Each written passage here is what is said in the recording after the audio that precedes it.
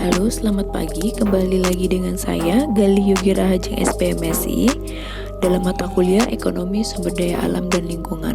Pada pertemuan hari ini, kita akan membahas tentang pengukuran ketersediaan dan pengukuran kelangkaan dari sumber daya.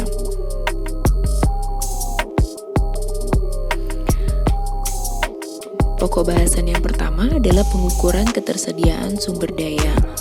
Pada pengukuran ketersediaan sumber daya yang akan kita bahas adalah kelompok sumber daya stok atau tidak dapat terbaharukan, dibagi dalam sumber daya hipotekal, yaitu pengukuran deposit yang belum diketahui namun diharapkan ditemukan pada masa mendatang.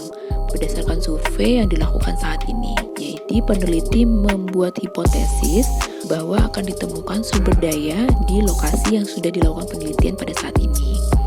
Berikutnya adalah sumber daya spekulatif, digunakan untuk mengukur deposit yang mungkin ditemukan pada daerah yang sedikit atau belum dieksplorasi, di mana kondisi geologi memungkinkan ditemukannya deposit. Berikutnya adalah candangan kondisional, deposit yang sudah diketahui atau ditemukan, namun dengan kondisi harga output dan teknologi yang ada saat ini belum dapat dimanfaatkan secara ekonomis. Contohnya di Indonesia, banyak sumber daya alam yang belum dimanfaatkan dengan baik dikarenakan Indonesia belum memiliki teknologi yang mendukung. Selanjutnya adalah cadangan terbukti, sumber daya alam yang sudah diketahui dan secara ekonomis dapat dimanfaatkan dengan teknologi, harga, dan permintaan yang ada pada saat ini. Pengukuran berikutnya adalah pengukuran untuk kelompok sumber daya alam yang dapat diperbaharui, yaitu melakukan potensi maksimum terhadap sumber daya alam. Pemahaman untuk mengetahui potensi atau kapasitas sumber daya alam guna menghasilkan barang dan jasa berdasarkan perkiraan-perkiraan ilmiah atau teoritis tanpa mempertimbangkan kendala sosial ekonomi yang ada. Contohnya, diperkirakan bumi mampu memproduksi sekitar 40 juta ton pangan seorang per tahun. Pengukuran sumber daya alam yang dapat diperbaharui berikutnya adalah menggunakan kapasitas lestari atau sustainable yield. Sustainable yield adalah konsep pengukuran berkelanjutan di mana ketersediaan sumber daya diukur berdasarkan kemampuannya untuk menyediakan kebutuhan bagi generasi kini dan juga generasi mendatang. Contohnya adalah sumber daya ikan. Dalam konsep sustainable yield, alokasi produksi dapat dilakukan sepanjang waktu jika tingkat eksploitasi dikendalikan. Ini merupakan salah satu langkah yang dilakukan oleh Menteri Perikanan, yaitu Ibu Susi, dengan menghalangi kapal-kapal besar melakukan eksploitasi di perairan Indonesia. Metode pengukuran berikutnya adalah kapasitas penyerapan atau kapasitas asimilasi. Kemampuan sumber daya alam dapat pulih, misalnya air atau udara, untuk menyerap limbah akibat aktivitas manusia. Kapasitas ini bervariasi akibat faktor eksternal seperti cuaca dan juga intervensi manusia.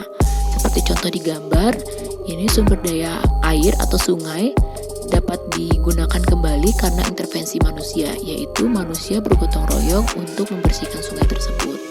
Metode pengukuran berikutnya adalah kapasitas daya dukung atau carrying capacity. Carrying capacity didasarkan pada pemikiran bahwa lingkungan memiliki kapasitas maksimum untuk mendukung suatu pertumbuhan organisme. Misalnya, ikan di kolam tumbuh dengan baik jika daya dukung lingkungan masih lebih besar. Namun, pertumbuhan akan berhenti apabila lingkungan tidak mampu lagi mendukung seperti terjadinya kompetisi terhadap ruang dan makanan. Berikutnya adalah pengukuran kelangkaan dari sumber daya alam.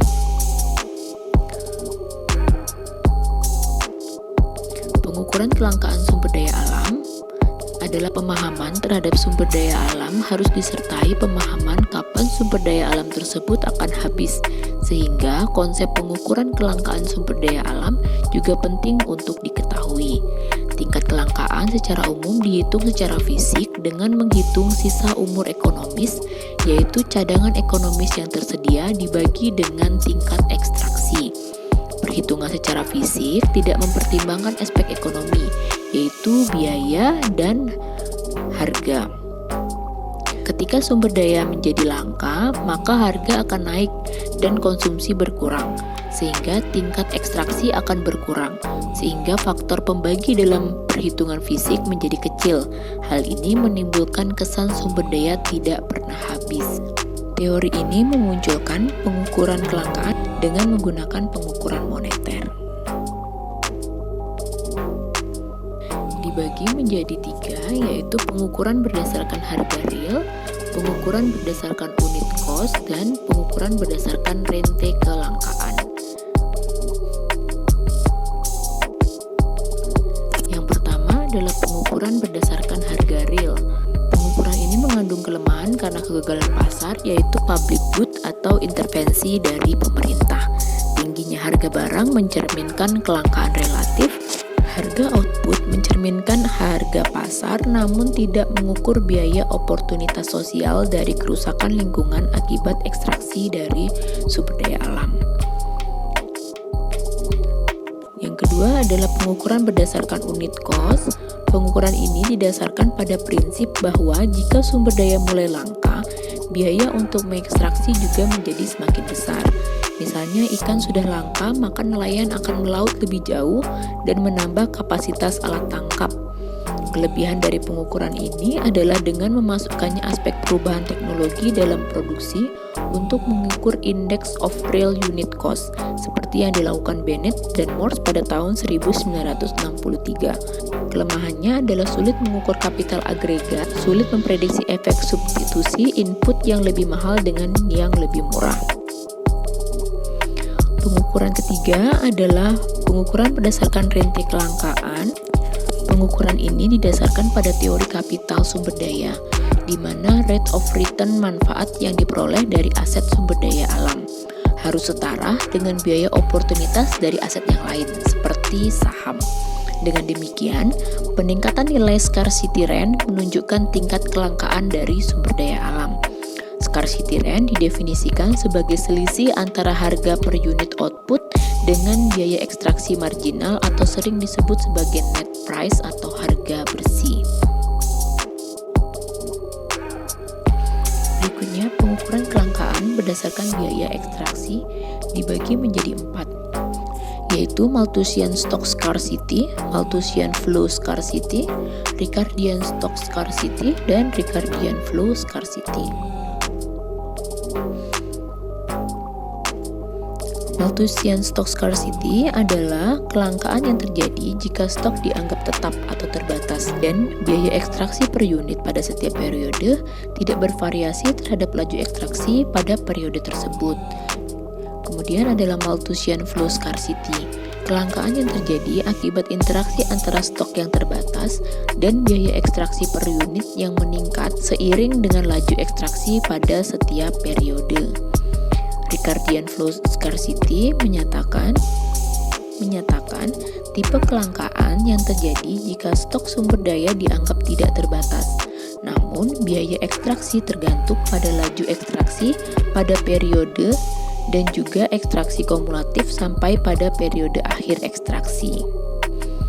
Ricardian Stock Scarcity menyatakan kelangkaan yang terjadi di mana stok yang dianggap tidak terbatas berinteraksi dengan biaya ekstraksi yang meningkat seiring dengan ekstraksi kumulatif sampai periode akhir.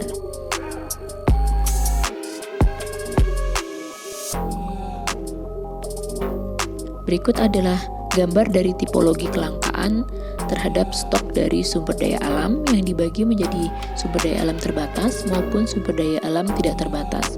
Sumber daya alam terbatas yaitu Malthusian Stock Scarcity dan Malthusian Flow Scarcity.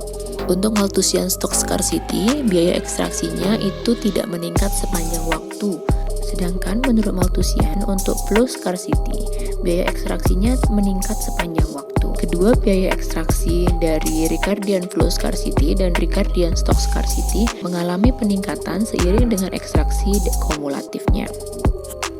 Ini adalah beberapa proses pengukuran dari ketersediaan dan kelangkaan sumber daya alam.